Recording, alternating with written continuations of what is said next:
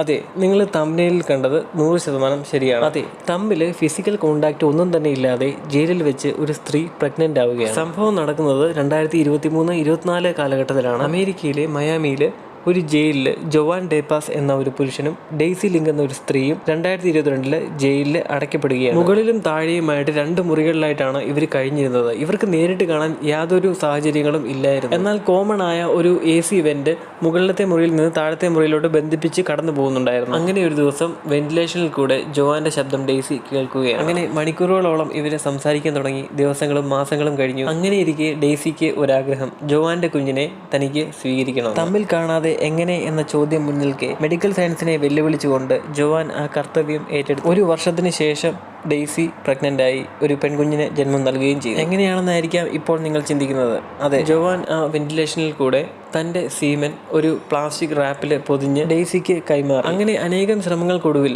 അവൾ പ്രഗ്നന്റായി ഒരു പെൺകുഞ്ഞിന് ജന്മം നൽകി. ആ കുട്ടി ഇപ്പോഴും ജീവനോടെ തന്നെയുണ്ട്. ജോവാനെയും ഡെയ്സിയെയും വധശിക്ഷയ്ക്ക് വിധിച്ചിരിക്കുകയാണ്. മമ്മൂട്ടിയുടെ മതിലുകളിലെ കഥ അടിച്ചു മാറ്റിയതല്ല, ഇത് റിയൽ സംഭവമാണ്. ഗൂഗിളിൽ നിങ്ങൾക്ക് സെർച്ച് ചെയ്യാം.